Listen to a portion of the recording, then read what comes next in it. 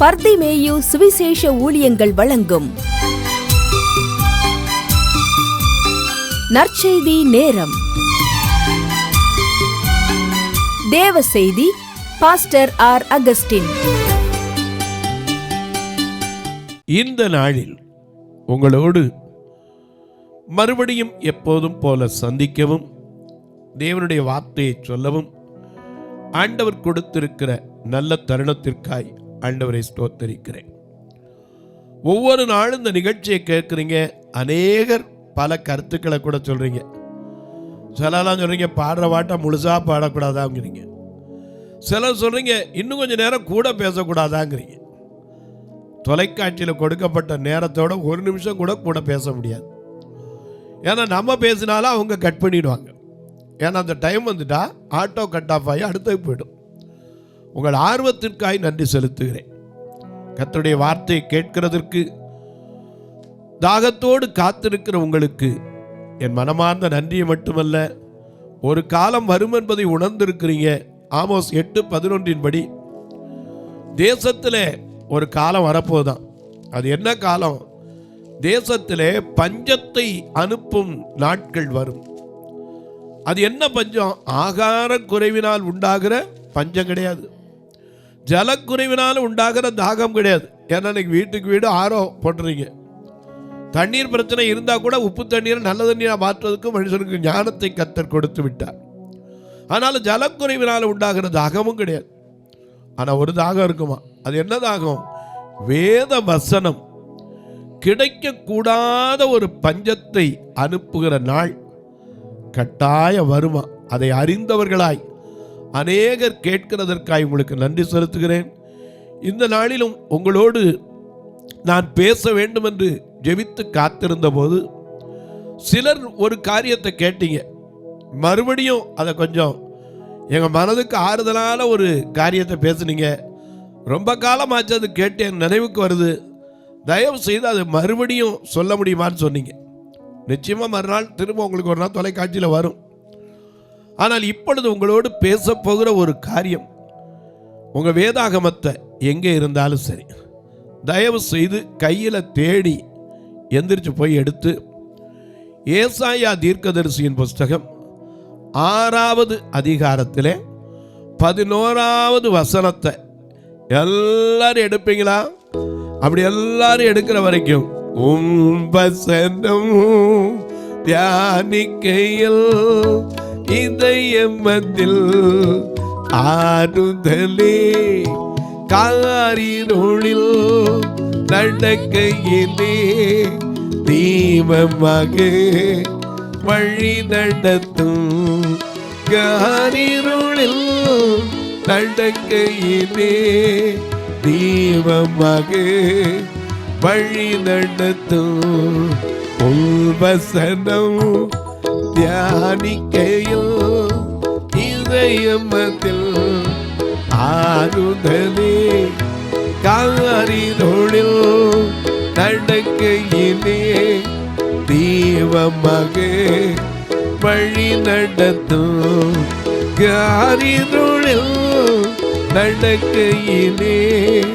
தீபமாக வழி நடத்தும், திருக்கரத்தா தாங்கி அம்மை திரு சித்தம்போ நடத்திடுமே, கொய்யவன் கையில் கழிவல்னா அல்லதிலி வனைந்திடுமே, கொய்யவன் கையில் கழிவல்னா அல்லதிலி வனைந்திடுமே.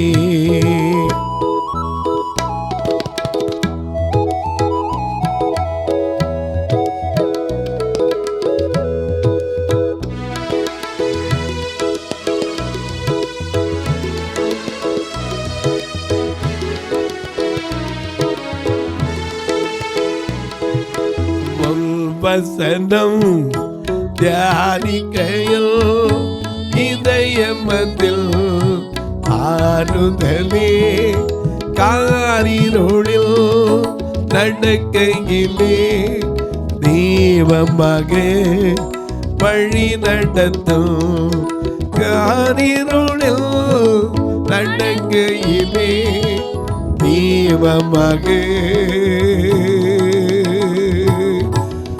வழி நடத்தும். எல்லாம் எடுத்திருப்பீங்கன்னு நினைக்கிறேன். ஏசாயா 6ஆம் அதிகாரம் 11ஆம் வசனம். அப்பொழுது நான் ஆண்டவரே எது வரைக்கும் என்று கேட்டேன். எது வரைக்கும் என்று கேட்டேன். அதற்கு அவர்கள் பட்டணங்கள் குடியில்லாமலும் வீடுகள் மனுஷ சஞ்சாரம் இல்லாமலும் பாழாகி பூமி அவாந்தர வெளியாகி கர்த்தர் மனுஷரை தூரமாக விலக்குவதினால் தேசத்தின் நடுமையம் முற்றிலும் வெறுமையாக்கப்படும் வரைக்குமே. இப்படிப்பட்ட நாட்கள்லாம் வரும்னு வேதத்தில் எழுதி வச்சிருக்கிறாங்க. நமக்கு அநேக நேரம் நம்ம மறந்துடுறோம். எனக்கு அன்பார்ந்தவர்களே, ஆண்டவர் நமக்கு எத்தனையோ காரியங்களை எழுதி வைத்திருக்கிறார். அவருடைய வசனத்தை நம்ம தியானிப்பதற்கு பாக்கியம் பெற்றிருக்கணும். ஏன்னா அவருடைய வசனம் ஒன்று கூட தரையில் விழாது, நிறைவேறாமல் போகாது. அவர் சொன்னதையெல்லாம் கட்டாயம் செய்து முடிக்கவே செய்வார். அவர் திட்டம் பண்ணினா அது நடத்துவார். இன்றைக்கும் உங்களுக்கு சொல்லுவேன், ஒரு காலம் வரும்னு சொல்கிறாங்களே, அது எப்படிப்பட்ட காலம் இங்கே அழகாக எழுதி வச்சிருக்காரு. அந்த காலத்திற்கு முன்னே இன்னும் அநேகர் மனம் திரும்புவாங்களா எதிர்பார்த்து காத்திருக்கிறார். நாம் அன்னைக்கு சொன்னதை செஞ்சு முடிச்சிருக்கோமா அப்படின்னா நிச்சயமாக இல்லை. அவர் என்ன சொல்லி போனார்? நான் உங்களுக்கு கட்டளையிட்ட யாவையும் நீங்கள் புறப்பட்டு போய் அவர்களுக்கு கை கொள்ளும்படி உபதேசம் பண்ணுங்கள், உலகத்தின் முடிவு வரையும் நான் உங்களோட இருப்பேன்னு சொல்லி ஆண்டவர் வாக்கும் கொடுத்திருக்கிறார். அப்படி கொடுத்த தேவன் நிச்சயமாக ஒரு நாள் வரும். அந்த நாளை இங்கே எழுதி வைத்திருக்கிறார்.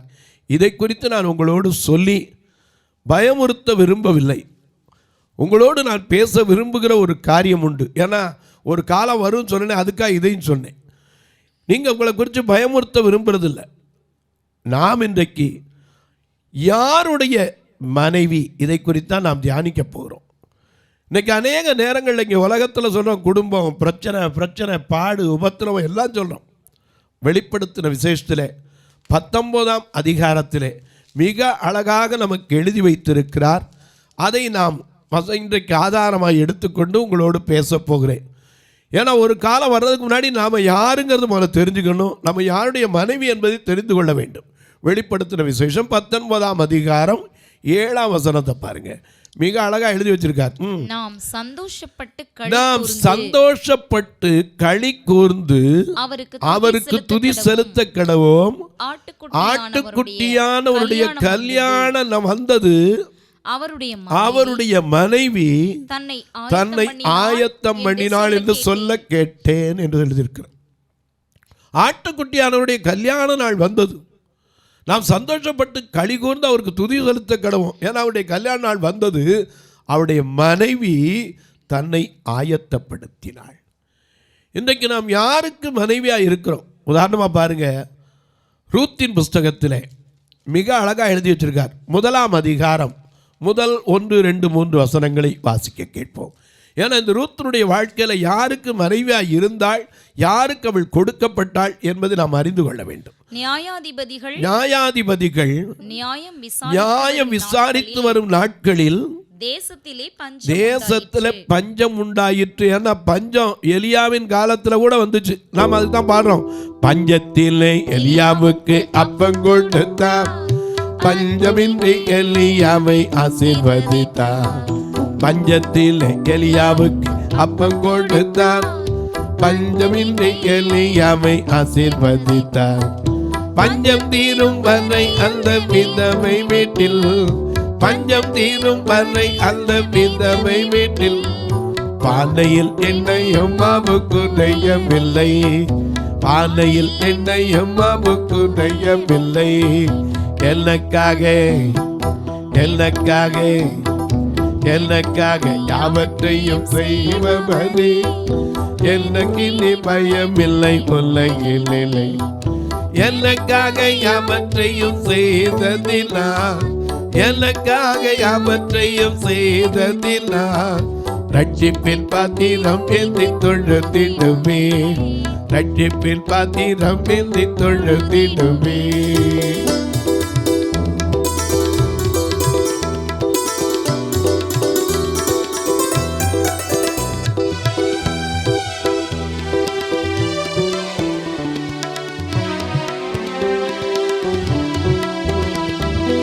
ஆகாயத்து பறவையை கவனித்து பார், விதைப்பதில்லை அவை அறுப்பதில்லை. ஆகாயத்து பறவையை கவனித்து பார், விதைப்பதில்லை அவை அறுப்பதில்லை. அவைகளை பிழை போட்டும் பரம பிதா, அவைகளை பிழை போட்டும் பரம பிதா அனுதினம் அற்புதமாய் நடத்திடுவா, அனுதினம் அற்புதமாய் நடத்திடுவா. எனக்காக எனக்காக எனக்காக யாவற்றையும் செய்பவரே, எனக்கு நீ பயமில்லை உலகில் இல்லை. எனக்காக யாவற்றையும் செய்ததினால் ரட்சிப்பின் பாத்திரம் எழுதி தொழுதிடுவே, ரட்சிப்பின் பாத்திரம் எழுதி தொழுதிடுவே. நான் ரட்சிப்பின் பாத்திரம் எழுதி தொழுதிடுவே. நியாயாதிபதிகள் நியாயம் விசாரித்து வரும் காலத்துல என்ன வந்துச்சான்? ஒரு பஞ்சம். என வேதத்துல பல பஞ்சங்களை குறித்து எழுதப்பட்டிருக்கிறது. எசேக்கியேல் தீர்க்கதரிசியின் காலத்துல ஆண்டவரே சொல்லியிருக்கார். 14:13 அழகா எழுதி வச்சிருக்கார். மனுபுத்திரனே, ஒரு தேசம் எனக்கு நல்ல கவனிங்க, ஒரு தேசம் என கர்த்தருக்கு விரோதமாய் துரோகம் பண்ணிக்கொண்டே இருந்து பாவம் செய்தால் நான் அதற்கு விரோதமாக என் கையை நீட்டி அதில் அப்பம் என்னும் ஆதரவு கோலை முறித்து அதில் பஞ்சத்தை அனுப்புவே. ஏன்னா அங்க பஞ்சத்தை அனுப்பவும் செய்வாராம். அதே போல பாருங்க, 2 ராஜாக்கள் 8ஆம் அதிகாரத்திலே ஒரு பெரிய பஞ்சம் வந்தது. ஒரு பெண்ணுக்கு தீர்க்கதரிசி சொல்றார். 2 ராஜாக்கள் 8ஆம் அதிகாரம் 1 வசனத்துல இருந்து பாருங்க. எலிசா தான் உயிர்ப்பித்த பிள்ளையின் தாயாகி அந்த ஸ்திரியை நோக்கி, நீ உன் வீட்டார் எழுந்து புறப்பட்டு போய் எங்கேயாவது சஞ்சரி, கர்த்தர் பஞ்சத்தை வருவிப்பார். ஏன்னா முத காரியம், சில நேரங்களில் ஆபிரகாமின் காலத்தில் ஒரு பஞ்சம் வந்துச்சு, நாம் மறந்துடக்கூடாது. ஏன்னா பஞ்சத்தை குறித்து அநேக காரியங்கள் இந்த வேதத்தில் இருக்கிறது. ஆனால் கர்த்தரை தேடுகிறவர்களுக்கு ஒரு நன்மையும் குறைந்ததாக இந்த வேதம் எழுதப்படவில்லை. ஒரு காலத்தில் எசேக்கியேல் தீர்க்கதரிசி சொன்னார், கர்த்தருக்கு விரோதமாக துரோகம் பண்ணிக்கொண்டே இருந்த பாவம் செய்தா மனுஷனை மாதிரி வந்து நம்மகிட்ட சண்டை போட்டுக்கிட்டு இருக்க மாட்டார். நீ எப்போ திருந்துவே திருந்துறதுக்கு டைம் கொடுத்துருக்காரு. திருந்தலைன்னா சும்மா அப்படி கையை நீட்டுவார். ஏன்னா அவர் கையை நீட்டினா அற்புதம் உண்டு, கையை நீட்டினா ஆசீர்வாதம் உண்டு. ஏன்னா நம்ம பார்க்கிற மார்க் 1:40-41 அவர் மலையிலிருந்து இறங்கி வராரு. 2 குஷ்டரோகி வந்து அவரிடத்துல முழங்கால் படிக்கிட்டு, ஆண்டவரே உமக்கு சித்தமானால் என்னை சுத்தமாக்க உம்மால் ஆகும்னா வேண்டிக் கொண்டான். இயேசு மனதுருகி கையை நீட்டி அவனை தொட்டு, சித்தமுண்டு நீ சுத்தமாக. ஒரு பக்கம் கையை நீட்டி தொட்டார். அற்புதம்.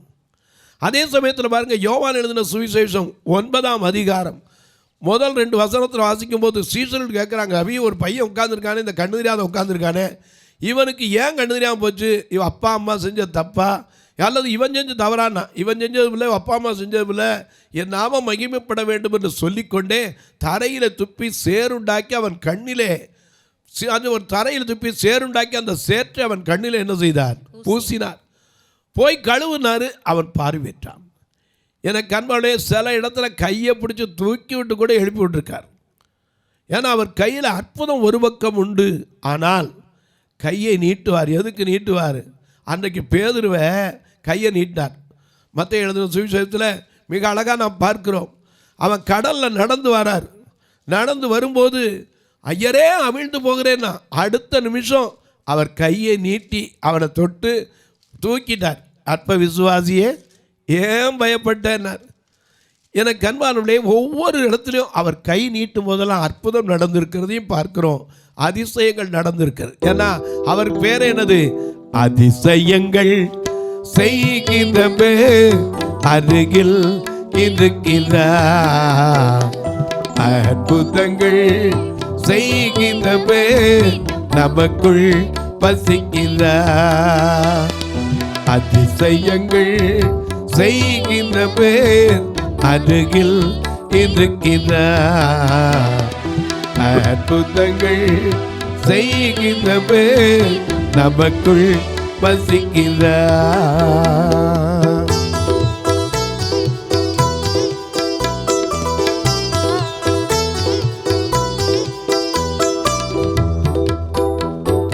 குருடனில் கண்களை திறந்திட்டார் அதிசயம்.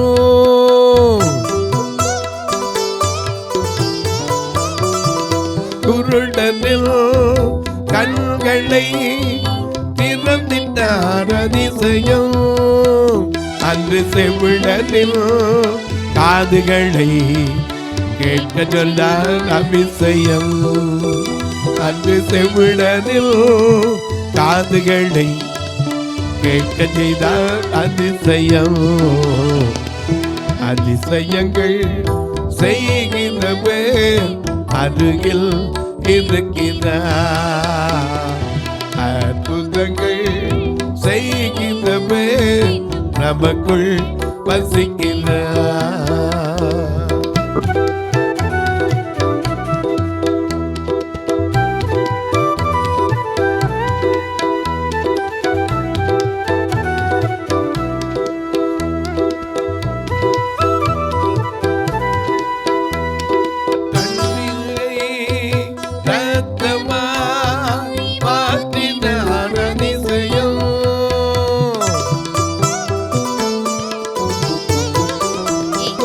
தண்ணீரை ரத்தமாய் மாற்றினார் அதிசயம்.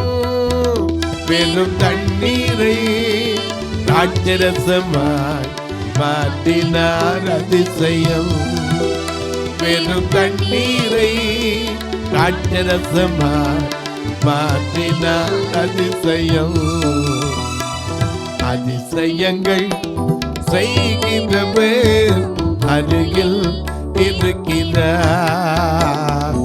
அற்புதங்கள் செய்கின்ற பேர் நமக்குள் வசிக்கிறார்.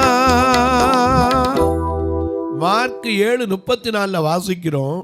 மார்க் எழுதின சுவிசேஷம் 7ஆம் அதிகாரம் 34ஆம் வசனத்தில் வாசிக்கிறோம். அவர் வானத்தை அண்ணாந்து பார்த்து பெருமூச்சு விட்டு எப்பத்தா என்றார். அதற்கு திறக்கப்படுவாயாக என்று அர்த்தமா? சரி. உடனே அவனுடைய செவிகள் திறக்கப்பட்டு. சில இடத்துல வார்த்தையினாலே அற்புதம் செய்திருக்கிறார். அவனை தொடவே இல்லை. வானத்தை அண்ணாந்து பார்த்தார், பெருமூச்சு விட்டார். அவன் சரியா பேச முடியாதவன், காதும் கேட்க முடியாதவன். அவனை பார்த்து வேற ஒன்றும் தொடவும் இல்லை, அவன்கிட்ட போய் விசாரிக்க முடியல. வானத்தை அண்ணாந்து பார்த்து பெருமூச்சு விட்டு எப்பத்தா, ஒரே வார்த்தை தான் சொன்னார். அதுக்கு திறக்கப்படுவாயின். அடுத்த உடனே அவன் காதுகள் என்ன செய்தது? செவிகள் திறந்தது. நாவில கட்டும் அவிழ்ந்து செவ்வையாய் பேசினான். எனக்கு அன்பான ஆண்டவருடைய கை அவன் ஒரு அதிசயம் செய்கிற கை. அதே சமயத்தில் பஞ்சத்தை அனுப்புவார், மறந்துடக்கூடாது. மனுபுத்திரனே, ஒரு தேசம், அது எந்த தேசமாக இருக்கட்டும், இந்திய தேசமாக இருக்கட்டும், எந்த தேசமாக இருக்கட்டும், நாம் குடியிருக்கிற எந்த பட்டணமாக இருக்கட்டும், எந்த கிராமமாக இருக்கட்டும், ஒரு தேசம் கர்த்தருக்கு விரோதமாய் துரோகம் பண்ணிக்கொண்டே இருந்து கண்டினியூவேஷனாக பாவம் செய்தால், நான் அதற்கு விரோதமாய் என் கையை நீட்டி அப்பம் என்னும் ஆதரவு கோலை முறித்து அதில் பஞ்சத்தை அனுப்பி என்ன செய்வேன்? எசேக்கியேல் 14:13 வாசிக்கிறோம். பஞ்சத்தை அனுப்பி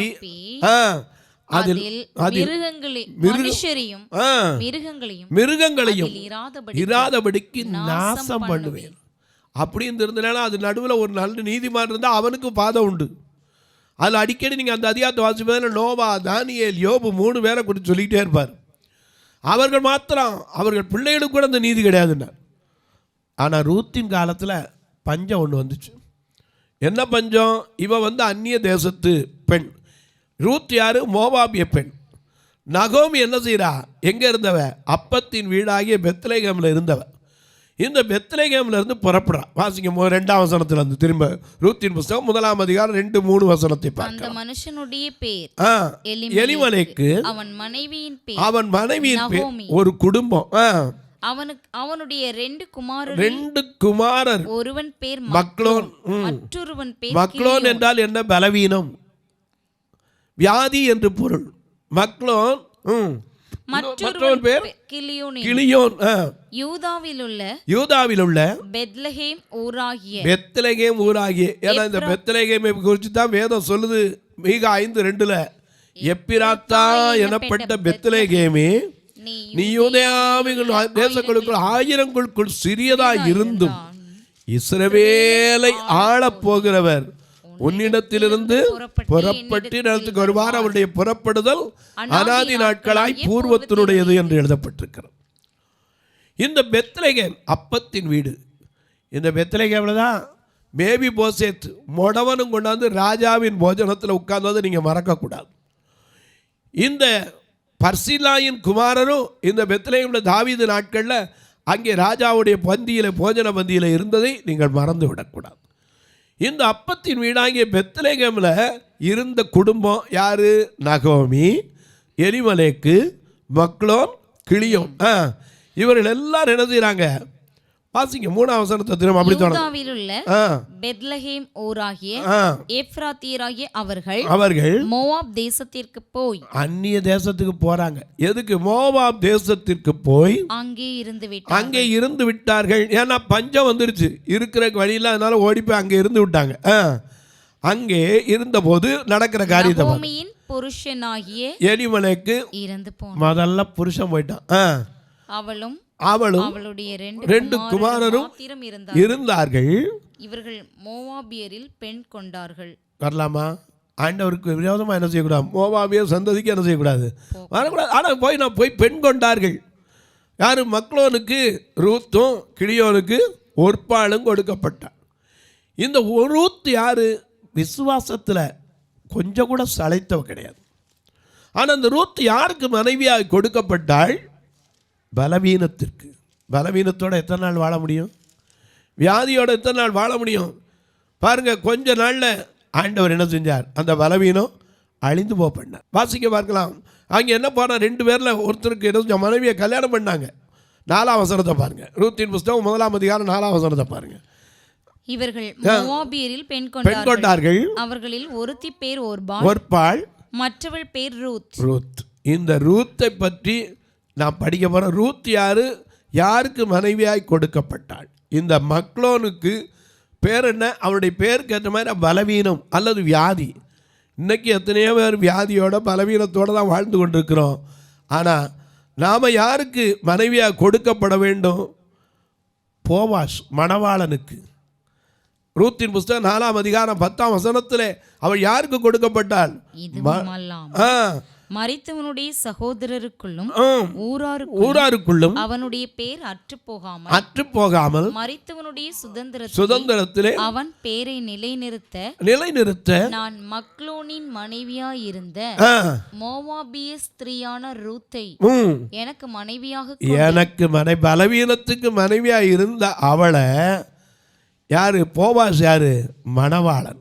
அந்த மணவாளனுக்கு மனைவியா நீங்களும் நானும் கொடுக்கப்பட வேண்டும். இன்றைக்கி எத்தனையோ பலவீனத்தோடு வாழ்ந்து கொண்டிருக்கலாம். ஒரு நாள் நிச்சயமாக அந்த பலவீனத்திலிருந்து நான் இந்த பூமியில் ஒருத்தருக்கு புருஷனாக, ஒருத்தருக்கு மனைவியாக, ஒருத்தருக்கு பிள்ளையாக, ஒருத்தர் தாயாக இருக்கலாம். ஆனால் நீங்கள் நானும் யாருக்கு கொடுக்கப்பட வேண்டியும்? கற்புள்ள கன்னிகையாக. பவுலே சொல்றார். அதை குறித்து அடுத்த செய்தியில் பார்க்கலாம். நாம் யாருக்கு ஒப்புவிக்கப்பட வேண்டும்? மணவாளனாகிய கிறிஸ்துவுக்கு ஒப்பு கொடுக்கப்பட வேண்டும். அதான் இங்கே சொல்றாரு, அவருடைய மனைவி தன்னை ஆயத்தம் பண்ணினாள்.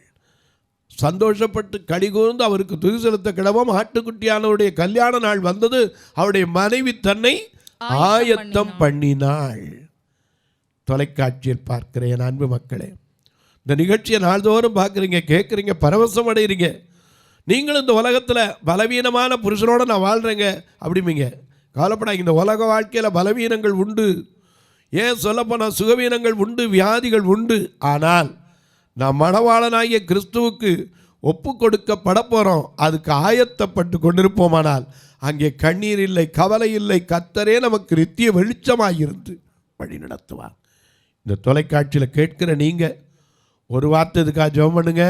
தொடர்ந்து வரணும். இதற்கான தேவைகள் சந்திக்கப்பட வேண்டும். குறைவுகளெல்லாம் நிறைவாக்கப்படணும். ஏன்னா எத்தனையோ காரியம் உண்டு. திருநெல்வேலி மாவட்டத்திலோட இப்போ ஒரு கட்டடம் கட்டிக்கிட்டு இருக்கோம் வயதான தாய்மார்களுக்காக. அதில் அநேகர் எழுப்பி தரணும். ஜெபம் பண்ணுங்க. ஒரு சதுரடி 2300. உங்கள் பிறந்த நாள், திருமண நாள் போன்ற நல்ல நாட்களிலே கர்த்தர் ஏவினால் நீங்களும் ஒரு நாள் உணவு கொடுக்க உதவலாம். எப்படி பிரதர் அப்படின்னு கேட்டிங்கன்னா, இதில் 2 நம்பர் வந்துக்கிட்டே இருக்கும். இந்த 2 நம்பரில் ஜிபே உண்டு, ஃபோன்பே உண்டு. கணக்கு வைக்கிறவங்க என்ற கேளுங்க, சொல்கிறேன். மணி ஆர்டர் பண்ணி கமிஷன் கொடுக்குறோன்னு சொல்கிறவங்க 36 35 38 89 63 இந்த போஸ்டல் அக்கௌண்ட் நம்பரில் நீங்கள் தொடர்பு கொள்ளலாம். உங்கள் ஜெபக்காரி எது இருந்தாலும் காலை 10லேருந்து 5 மணிக்குள்ளே தொடர்பு கொள்ளலாம். இப்போ உங்களுக்கு ஜெபிக்கட்டுமா? நல்ல பிதாவே, நன்றியோடு துதிக்கிறோம் சுவாமி. ஆண்டவருடைய நாமத்தினாலே நாங்கள் ஒரு நாளும் பலவீனத்தோடு வாழ்வதல்ல, பலப்படுத்துகிற கிறிஸ்துவோடு வாழ்கிற நாங்கள் இந்த பூமியிலே பலவீனம் என்று சொல்லிக் கொண்டிருக்கலாம். ஆனால் ஒரு நாள் வரப்போகிறது, நாம் சந்தோஷப்பட்டு களிகூர்ந்து அவருக்கு துதி செலுத்தும் நாள். அந்த ஆட்டுக்குட்டியானவருடைய கல்யாண நாள் வந்தது. அவருடைய மனைவி தன்னை ஆயத்தம் பண்ணினாள் என்று எழுதப்பட்டிருக்கிறதே. நீங்களும் நானும் ஆயத்தப்படுவோம். அநேகரை ஆயத்தப்படுத்த கர்த்தர் உதவி செய்ய சுவாமி. யார் யார் எந்தெந்த பலவீனத்தோடு தன் வீட்டிலே படுக்கையிலே ஓரத்திலே முடங்கி கிடக்கிறார்களோ அவருடைய கண்ணீர்கள் எல்லாம் மாறட்டும், வியாதிகள் விலகட்டும், தீராத வேதனைகள் மாறட்டும். பல நாட்களாய் சோர்வு, பயம், சரீரத்தில் பலவீனம் எல்லாவற்றையும் கர்த்தர் முற்றிலும் நீக்குவீராக. பிறந்த நாள், திருமண நாளை நினைவு கூறுகிற மக்களுக்காய் ஜெபிக்கிறேன். தேர்வு எழுதி ரிசல்ட்டுக்கு காத்திருக்கிற மக்களுக்காக ஜெபிக்கிறேன். ஒவ்வொரு பிள்ளைகளுடைய எதிர்பார்க்கிறபடி நேர்த்தியான இடத்திலே பங்கும் சிறப்பான சுதந்திரமும் சங்கீதம் 16:6 ஒவ்வொருவருக்கும் கிடைக்கட்டும். வானத்திற்கும் பூமிக்கும் சகல அதிகாரம் கொண்ட இயேசு கிறிஸ்துவின் ஈடு இணையற்ற வல்லமையுள்ள நாமத்தில் ஜெபிக்கிற நல்ல பிதாவே, ஆமென், ஆமென். சபை ஆராதனை ஞாயிறு காலை 10 மணி முதல் 12 மணி வரை. இடம் பர்திமேயு சுவிசேஷ ஆலயம், அன்னை சத்யா நகர், இளமனூர் அஞ்சல், சக்கிமங்கலம் வழி, மதுரை மாவட்டம். பின்கோட் 625201 மற்றும் பர்திமேயு சுவிசேஷ ஜெப வீடு, flat number 107, Eden garden, Muthur, Tirunelveli. Pincode 627011. சிறப்பு உபவாச கூட்டம் ஒவ்வொரு மாதமும் 2வது சனிக்கிழமை காலை 10 மணி முதல் 1 மணி வரை நாகர்கோவில் YMCA ஹாலில் வைத்து நடைபெறுகிறது. மற்றும் ஒவ்வொரு மாதமும் 4வது சனிக்கிழமை காலை 10 மணி முதல் 1 மணி வரை திருநெல்வேலி புதிய பேருந்து நிலையம் அருகில் உள்ள கிரேஸ் ஹாலில் வைத்து நடைபெறுகிறது.